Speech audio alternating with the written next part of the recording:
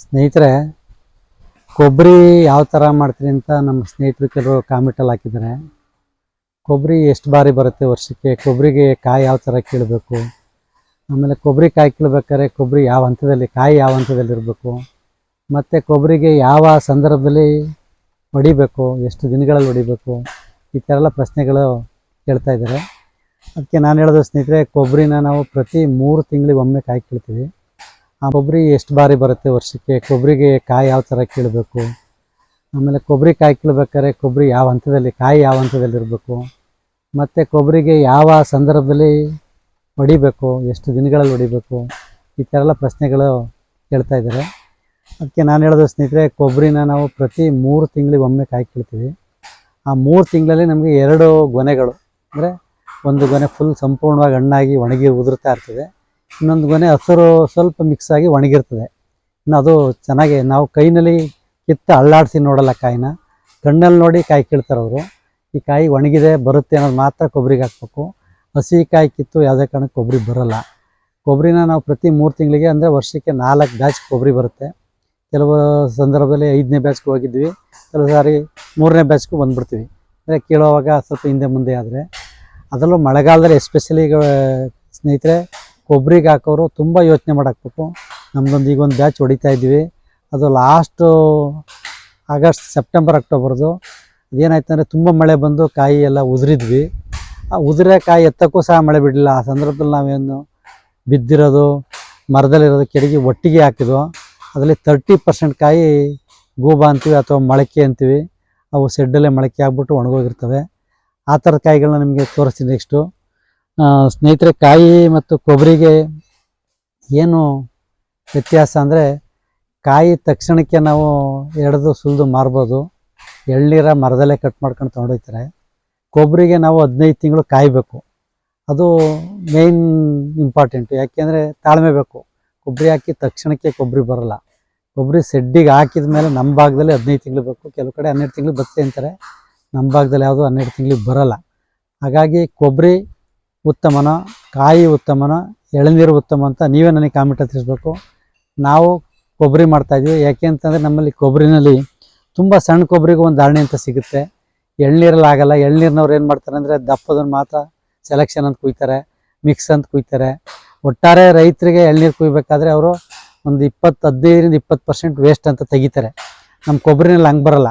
ನೀವು ಯಾವುದೇ ಒಂದು ಕೊಬ್ಬರಿ ಕಾಯಿನ ತಗೊಂಡ್ರೆ ಅದು 100 ಗ್ರಾಮ್ ಇದ್ದರೂ ಅದಕ್ಕೆ ಅದು ಬೆಲೆ ಇರ್ತದೆ, 200 ಗ್ರಾಮ್ ಇದ್ರೂ ಬೆಲೆ ಇರ್ತದೆ, 75 ಗ್ರಾಮ್ ಇದ್ರೂ ಬೆಲೆ ಬರುತ್ತೆ. ಕೊಬ್ಬರಿನ ನಾವು ಸಂಸ್ಕರಣೆ ಮಾಡೋದ್ರಿಂದ ನನ್ನ ಲೆಕ್ಕದಲ್ಲಿ 1.5 ಟೈಮ್ ದುಡ್ಡು ಸಿಗುತ್ತೆ. ಇವತ್ತಿನ ಮಾರ್ಕೆಟ್ ನೋಡಿದಾಗ ಕೊಬ್ಬರಿ 28,000 ಇರೋದ್ರಿಂದ, ಎಂಥ ಒಂದು ಸುಮಾರು ಇರೋ ಕೊಬ್ಬರಿ ನೀವು ಅದನ್ನು ಸುಲಿದ್ರೆ 180 ಗ್ರಾಮ್ ಬರುತ್ತೆ. ಸರಾಸರಿ ನಮ್ಮ ತೋಟದ ಇಡೀ ತೋಟದ ಕೊಬ್ಬರಿನ ತಗೊಂಡಾಗ 180 ಗ್ರಾಮ್ ಕೊಬ್ಬರಿ ಬರುತ್ತೆ. 180 ಗ್ರಾಮ್ ಕೊಬ್ಬರಿ ಲೆಕ್ಕ ಹಾಕಿದ್ರೆ ಇವತ್ತಿನ ರೇಟಲ್ಲಿ ನಮಗೆ 56 ಅಂದರೆ 54 ರೂಪಾಯಿ ಸಿಗ್ತದೆ. ನಾವು ಕಾಂಟನ ಈಗ 33,000 ಟನ್ ಅಂತ ಹೇಳ್ತಾರೆ. ಅದ್ರಲ್ಲಿ ನಾವು ಕೊಬ್ಬರಿ ತೂಕ ಬರುತ್ತೋ ಅಷ್ಟೇ ತೂಕನ ಕಂಟನ ಬರುತ್ತೆ. 180 ಗ್ರಾಮ್ ಅಂದರೆ 180 ಗ್ರಾಮೇ ಕಂಟನ ಬರುತ್ತೆ. ನಾವು ಕೊಬ್ಬರಿ ಕಂಟ ತೂಕದಲ್ಲಿ ಯಾವ ವ್ಯತ್ಯಾಸನೂ ಬರೋಲ್ಲ. ನೀವು 5 ಟನ್ ಕೊಬ್ಬರಿ ಹೊಡೆದ್ರೆ 5 ಟನ್ಗೆ 50 kg ಕಡಿಮೆ ಆಗ್ಬೋದಿಲ್ಲ, 50 kg ಜಾಸ್ತಿ ಆಗ್ಬೋದು, ಅಷ್ಟೇ ಕಂಟಗಳು ಬರುತ್ತೆ. ಇವತ್ತಿನ ಮಾರ್ಕೆಟಲ್ಲಿ ನಾವು ಕಂಟ ನೋಡಿದಾಗ ಒಂದು ಕಂಟಕ್ಕೆ ಸರಾಸರಿ 5-6 ರೂಪಾಯಿ ಬೀಳ್ತದೆ. ಹಾಗಾಗಿ ಒಂದು ಕೊಬ್ಬರಿ ನೀವು ಎಂಥ ಸಣ್ಣ ಇಷ್ಟು ಗಾತ್ರ ಕಾಯಿ ವೇಸ್ಟ್ ಅಂತ ತೆಗಿಯೋಕಾಯಿಯೂ ಸಹ ಇವತ್ತು ಅದರ ಬೆಲೆ 60 ರೂಪಾಯಿ ಸಿಗ್ತಾಯಿದೆ. ಕೊಬ್ಬರಿ ಮಾಡೋದು ಉತ್ತಮ ಅಂತ ನಾವು ಅಂದ್ಕೊಂಡಿದ್ವಿ. ನೀವು ಅದ್ರ ಬಗ್ಗೆ ಏನಾದ್ರು ಹೆಚ್ಚಿನ ಮಾಹಿತಿ ಇದ್ದರೆ ನಮ್ಮ ಕಾಮೆಂಟಲ್ಲಿ ತಿಳಿಸ್ಬೇಕಾಗಿ ಕೇಳ್ತೀವಿ. ಈ ಸ್ನೇಹಿತರೆ, ಕೊಬ್ಬರಿ ಸೆಡ್ಡು ನಿರ್ಮಾಣ ಯಾವ ಥರ ಮಾಡಬೇಕು ಅಂತ ಕೆಲವರು ಕೇಳಿದ್ದಾರೆ. ಕೊಬ್ಬರಿ ಸೆಡ್ಡನ್ನ ನೀವು ಉತ್ತರ ದಕ್ಷಿಣ ಮುಖವಾಗಿ ಮಾಡಬೇಕು. ಅದರ ಅಗಲ ಬಂದು ನಿಮಗೆ ಒಂದು 10-12 ಅಡಿ ಮಾತ್ರ ಇರಬೇಕು. ಉದ್ದನ ನೀವು ಬೇಕಾದರೆ ನಿಮ್ಮ ಅನುಕೂಲ ತಕ್ಕನಾಗ ಉದ್ದಕ್ಕೆ ಇಟ್ಕೊಳ್ಳಿ. ಅಗಲ ಮಾತ್ರ ಯಾವುದೇ ಕಾರಣಕ್ಕೂ ಅಗಲ ಜಾಸ್ತಿ ಮಾಡಬೇಡಿ, 12 ಅಡಿಗಿಂತ. ಉದ್ದ ನಿಮ್ಮ ಬ್ಯಾಚ್ಗೆ ಹೆಂಗೆ ಸಿಗುತ್ತೆ ಹಂಗೆ ಮಾಡಿ. ಕೆಲವು ಸಾರಿ ನೀವು ಅಗಲ ಜಾಸ್ತಿ ಮಾಡಿದರೆ ಮಧ್ಯದಲ್ಲಿರುವಂಥ ಕಾಯಿಗಳು ಉತ್ತಮ ಗುಣಮಟ್ಟದ ಕೊಬ್ಬರಿ ಬರೋಲ್ಲ. ನೋಡಿ, ಇದನ್ನು ಒಂದು ಚಿಕ್ಕದಾಗಿ ಮಾಡಿದ್ವಿ. ಈ ಸೆಡ್ಡಲ್ಲಿ ನಮಗೆ ಯಾವುದೇ ಬ್ಯಾಚಲ್ಲಿ ಕೊಬ್ಬರಿ ಹಾಕಿದರೂ ಅದು ಸಂಪೂರ್ಣವಾಗಿ ಡ್ರೈ ಆಗಿ ನೀಟಾಗಿ ಕೊಬ್ಬರಿ ಆಗ್ತದೆ, ಬೇಗನೂ ಬರ್ತದೆ. ಯಾಕೆಂದರೆ ಅದಕ್ಕೆ ಮೇಲೆ ಕೆಳಗೆ ಗಾಳಿ ಆಡೋದ್ರಿಂದ ಬೇಗ ಬರ್ತದೆ. ಹಾಗಾಗಿ ಕೊಬ್ಬರಿ ಸೆಡ್ಗಳನ್ನ ಅಗಲ 12, ಉದ್ದ ನಿಮ್ಗೆ ಅನುಕೂಲ ತಕ್ಕನಾಗಿ ಮಾಡ್ಕೊಂಡು ಕೊಬ್ಬರಿ ಸೆಡ್ಗಳನ್ನ ಮಾಡೋ ಸಂದರ್ಭದಲ್ಲಿ ಮರಗಳ ಬಳಕೆ ಉತ್ತಮ. ಯಾಕೆಂದರೆ ನಾವು ಕಬ್ಬಿಣದಲ್ಲೆಲ್ಲ ಮಾಡಿದ್ವಿ, ಅದು ಮೇಂಟೈನ್ ಮಾಡೋಕ್ಕಾಗಲ್ಲ. ಒಂದು 15 ವರ್ಷಕ್ಕೆ ನಾವು ರೆಸ್ಟ್ ಆಗೋಗ್ತೇವೆ. ಕೊಬ್ಬರಿ ಸೆಡ್ಗೆ ಉತ್ತಮ ಅಂದರೆ ಅಡಿಕೆ ಮರದ್ದು ಅಥವಾ ಅದರ ರೀಪರ್ಗಳು ಹಾಕಿ ಮರಗಳಿಂದ ಮಾಡೋದ್ರಿಂದ ಕೊಬ್ಬರಿ ಸೆಡ್ ಹೆಚ್ಚು ಬಳಕೆ ಬರ್ತದೆ ಅಂತ ನಮ್ಮ ಒಂದು ಸ್ವಂತ ಅಭಿಪ್ರಾಯ. ಕೊಬ್ಬರಿನ ಸರಾಸರಿ ಇಳುವರಿ ಕೇಳಿದರೆ 170ರಿಂದ 180 kg ಬರುತ್ತೆ. ಅದರಲ್ಲೂ ಎಸ್ಪೆಷಲಿ ನಾನು ಹೇಳಿದೆ ನಿಮಗೆ ಮಳೆಗಾಲದಲ್ಲಿ ಕೊಬ್ಬರಿ ಸಮಸ್ಯೆ ಏನು ಅಂತ.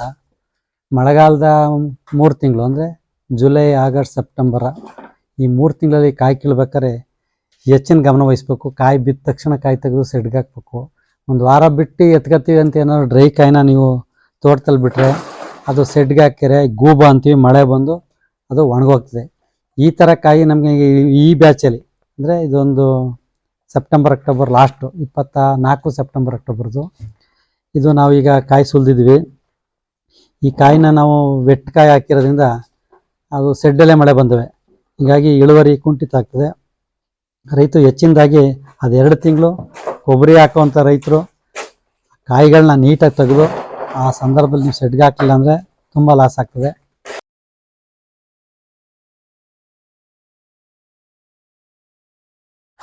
ನೀವು ಉತ್ತಮ ಗುಣಮಟ್ಟದ ಕೊಬ್ಬರಿನ ನೀವು ಕಾಯಿನ ಸೆಲೆಕ್ಟ್ ಮಾಡಿದರೆ ಪ್ರತಿ 5 ಕಾಯಿಗೆ 1 kg ಬರ್ತದೆ. ನಾವು ಸರಾಸರಿ ಇಳುವರಿಯಿಂದ ತಗೊಂಡಾಗ ಸಣ್ಣದು ದೊಡ್ಡದೆಲ್ಲ ಸೇರಿ ನಮಗೆ 170ರಿಂದ 180 kg ಬರ್ತದೆ. ತೆಂಗಿನ ಕಲ್ಪವೃಕ್ಷ ಅಂತ ಏನಕ್ಕೆ ಅದಕ್ಕೆ ಬಂದಿದೆ ಅಂತಂದರೆ, ನಮ್ಮಲ್ಲೀಗ ತೆಂಗಿನಲ್ಲಿ ಎಲ್ಲ ಉತ್ಪನ್ನಗಳು, ಮೊದಲನೇದಾಗಿ ತೆಂಗಿನ ಗರಿ ಅದಕ್ಕೂ ತುಂಬ ಬೇಡಿಕೆ ಇದೆ. ಅದರ ಎಡೆ ಮಟ್ಟೆ ಅದಕ್ಕೂ ಬೇಡಿಕೆ ಇದೆ. ಕಾಯಿ ಮಟ್ಟೆ ಅಂತೀವಿ, ಕೊಬ್ಬರಿ ಕಾಯಿ ಸುಲಿದಿರೋ ಮಟ್ಟೆಗೂ ಬೇಡಿಕೆ ಜಾಸ್ತಿ ಬಂತು. ಯಾಕೆಂದರೆ ಕಾಯರ್ ಇಂಡಸ್ಟ್ರಿಯವರು ತುಂಬ ಜನ ಅದರ ಬೈ ಪ್ರಾಡಕ್ಟ್ ಮಾಡಿ ಅದನ್ನು ಇದು ಮಾಡ್ತಾಯಿದ್ದಾರೆ. ಹಾಗೆ ಈಗ ಎಳ್ನೀರು ತುಂಬ ಮಾರ್ಕೆಟ್ ಇದೆ. ಎಳ್ನೀರಿಗೆ ವಿಶಾಲವಾದ ಮಾರ್ಕೆಟ್. ಈಗ ನಮ್ಮಲ್ಲಿ ಎಳ್ನೀರು ಎಲ್ಲಿಗಿಂದ ಎಲ್ಲಿವರೆಗೆ ಹೋಗ್ತದೆ ಅಂತ ಅದು ನಮ್ಮ ಕೈಲಿ ಇಮ್ಯಾಜಿನೇ ಮಾಡೋಕ್ಕಾಗ್ತದೆ, ಅಷ್ಟೊಂದು ಎಳ್ನೀರು ಬರ್ತಾಯಿದೆ. ಅದೇ ಥರ ಕಾಯಿ ಆದಮೇಲೆ ಕೊಬ್ಬರಿಯಲ್ಲಿ ಈಗ ನಾವು ಕೊಬ್ಬರಿ ಈಗ ಆರೋಗ್ಯ ದೃಷ್ಟಿಯಿಂದ ಎಲ್ಲರೂ ಕೊಬ್ಬರಿ ಎಣ್ಣೆ ಬಳಕೆಯನ್ನು ಹೆಚ್ಚಾಗಿ ಮಾಡ್ತಾ ಇರೋದ್ರಿಂದ ಕೊಬ್ಬರಿಗೂ ತುಂಬ ಬೇಡಿಕೆ ಬಂದಿದೆ. ಕೊಬ್ಬರಿ ಬೇಡಿಕೆ ಬಂದಿರೋದ್ರ ಜೊತೆಗೆ ಅದರ ಕಂಠ ಚಿಪ್ಪು ಅಂತೀವಿ ನಾವು, ಆ ಚಿಪ್ಪಿಗೂ ಈಗ ಎಂದಿಲ್ಲದ ಬೇಡಿಕೆ. ಅದು ಚಿಪ್ಪನ್ನು ನಾವು ಆಗ ಒಲೆಗೆ ಹಾಕ್ತಿದ್ದು, ಬೆಂಕಿಗೆ ಸುಡ್ತಾ ಇದ್ದು. ಈಗ ಆ ಚಿಪ್ಪಿನ ಬೆಲೆ ಎಷ್ಟಾಗಿದೆ ಅಂದರೆ 1 ಟನ್ನು 33ರಿಂದ 34 ಸಾವಿರ ಇದೆ ಅಂತೆ. ಅದು ಸ್ವಲ್ಪ ಏರುಪೇರು ಆಗ್ಬೋದು. ಆದರೂ ತೆಂಗಿನ ನಾವು ಎಂದೆಂದಿಗೂ ಅದನ್ನು ನಾವು ಬಳಕೆ ಇದ್ದಿದ್ದ ದಿನದಿಂದ ಕೊಬ್ಬರಿಗೂ ತುಂಬ ಬೇಡಿಕೆ ಬಂದಿದೆ. ಕೊಬ್ಬರಿ ಬೇಡಿಕೆ ಬಂದಿರೋದ್ರ ಜೊತೆಗೆ ಅದರ ಕಂಠ ಚಿಪ್ಪು ಅಂತೀವಿ ನಾವು, ಆ ಚಿಪ್ಪಿಗೂ ಈಗ ಎಂದಿಲ್ಲದ ಬೇಡಿಕೆ. ಅದು ಚಿಪ್ಪನ್ನು ನಾವು ಆಗ ಒಲೆಗೆ ಹಾಕ್ತಿದ್ದು, ಬೆಂಕಿಗೆ ಸುಡ್ತಾ ಇದ್ದು. ಈಗ ಆ ಚಿಪ್ಪಿನ ಬೆಲೆ ಎಷ್ಟಾಗಿದೆ ಅಂದರೆ 1 ಟನ್ನು 33ರಿಂದ 34 ಸಾವಿರ ಇದೆ ಅಂತೆ. ಅದು ಸ್ವಲ್ಪ ಏರುಪೇರು ಆಗ್ಬೋದು.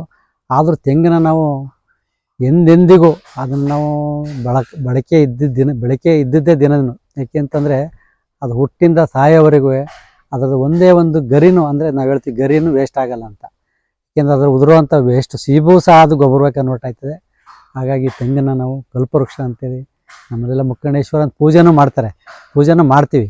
ಹಾಗಾಗಿ ತೆಂಗು ಈ ಭಾಗದ ಅಂದರೆ ನಮಗೇನು ತಿಪ್ಟು ತಳಿ ಅಂತೀವೋ ಅಥವಾ ತಿಪ್ಟು ಸಂಬಂಧಪಟ್ಟ ತಾಲೂಕುಗಳು, ಮಂಡ್ಯ ಇರ್ಬೋದು, ಹಾಸನ ಇರ್ಬೋದು, ಚಿತ್ರದುರ್ಗ ಅಪ್ ಟು ಈ ಕಡೆ ಚಿಕ್ಕಮಗಳೂರು, ಕೊಡಗು ಈ ಭಾಗದ ತೆಂಗು ಏನು ಬೆಳೆಗಾರರಿದ್ದಾರೆ ಅವರು ತೆಂಗಿನ ನಿರ್ವಹಣೆಯಲ್ಲಿ ಹೆಚ್ಚು ಗಮನ ಕೊಟ್ಟರೆ ತೆಂಗು ಅವ್ರನ್ನ ಯಾವುದೇ ಕಾರಣಕ್ಕೂ ಕೈ ಬಿಡಲ್ಲ ಅಂತ ಹೇಳ್ತೀವಿ. ಯಾಕೆಂದರೆ ಕೆಲವು ಸಮಯದಲ್ಲಿ ಕೊಬ್ಬರಿಗೆ ರೇಟ್ ಕಳೆದೋಗಿದೆ, ಬಟ್ ಬರದೇ ಇದ್ದ ಸಮಯದ ರೇಟು ಒಂದೊಂದು ಸಾರಿ ಬರುತ್ತೆ.